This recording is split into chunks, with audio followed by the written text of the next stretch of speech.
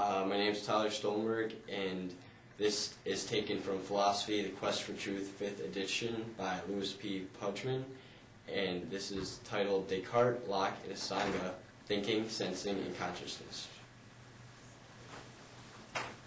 The philosopher René Descartes was born in 1596 in France. He was educated by Jesuits at the College of La Fleche and had a 3-year career as a soldier prior to his work in philosophy. When he did begin, his ideas were so radical that they were perceived as threatening to the public. Because of this, he was forced to move to Holland and write his life's works. These include Discourse on Method from 1637 and Meditations on First Philosophy from 1641. Descartes was a rationalist. He believed all truth could be known by the mind alone by inquiring within oneself.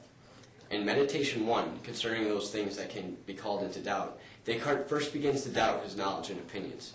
He realized that his views were questionable, and the only way to repair this was to start all over. However, the problem was that each of his opinions and thoughts were built on each other, much like a house. He then logically started at the bottom. He said, "I will at once attack those principles which supported everything that I once believed." He soon asserted that some things were doubtful, such as physics, astronomy, and medicine. On the contrary, some things were certain, such as arithmetic and geometry. Descartes began to delve more deeply into his skeptical world by taking the next step. He proposed that God didn't create anything, and that he, Descartes, was being deceived by everything. In other words, God was an evil genius and was misleading him, and all that seemed to be real wasn't. After meditating on this for some time, Descartes found this state to be very arduous and fell back into his old habits. He compared himself to a prisoner who is happily asleep but fears being awakened.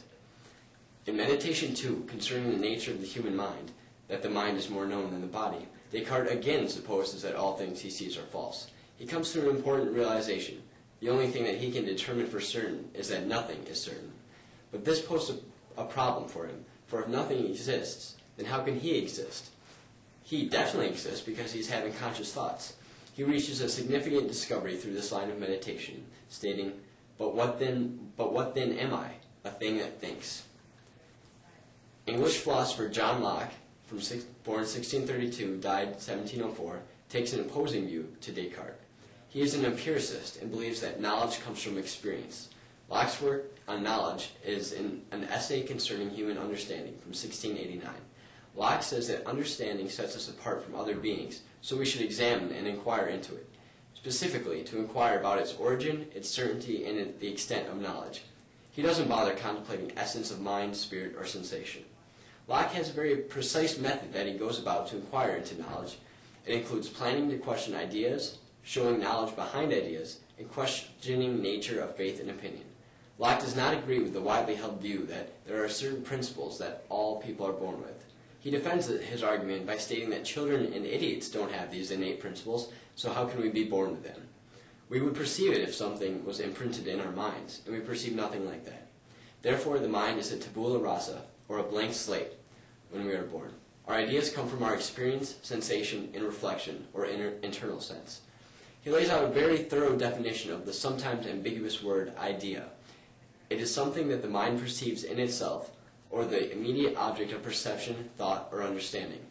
Ideas consist of qualities, either primary or secondary, which describe the idea.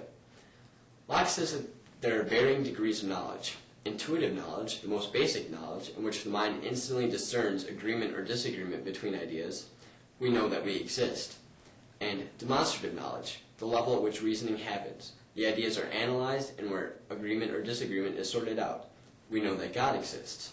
If something does not go through these 2 degrees of knowledge, then it is not knowledge, but faith or opinion.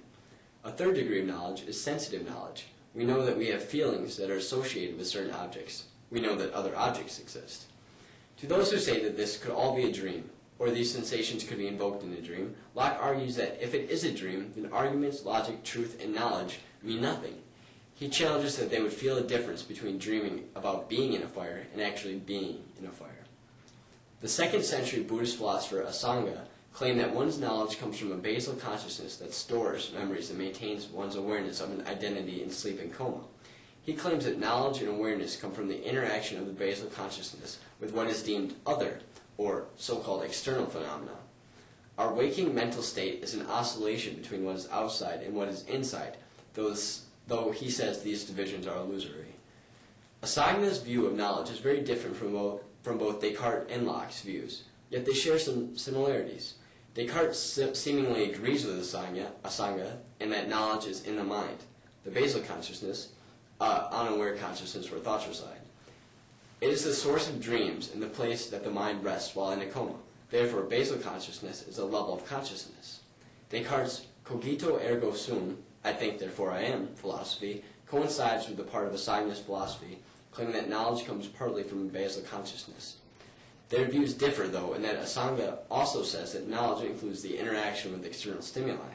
According to Descartes, there might not even be external stimuli with which to interact. Descartes might claim that our entire consciousness is basal. He said, "I see so plainly that there are no definite signs to distinguish being awake from being asleep that I am quite astonished, and this astonishment almost convinces me that I am sleeping." Locke's view also diverges from Asagna while partly agreeing. Asagna would not agree with Locke's tabula rasa theory. Asagna believes in reincarnation, and the basal consciousness is the level in which this takes place. Therefore, he would claim that infants and idiots would have some sort of thoughts that were carried over from their past lives. Also, Locke, with his a posteriori tendencies, would require some sort of hard evidence, which Asagna lacks. They agree in that external experiences help to shape knowledge, and the idea that thoughts, whether they be conscious or unconscious, are reflections of the world. Descartes, Locke, and Asagna all have different interpretations of knowledge. Each is passionate about defending and arguing their perspective, whether it be Descartes' view of knowledge only existing in the mind and the world is what we perceive, or Locke's opposite position that the world is out there and we exist in it, our experiences giving us the knowledge. Or Asagna's Eastern philosophy that knowledge comes from basal consciousness, and our existence is an interaction between our external world and internal awareness. Perhaps Asagna has found a compromise between the conflicting views of Descartes and Locke. The rational, empirical, and Eastern views are all sound arguments that force people to think critically about their own opinions and beliefs on the subject of knowledge.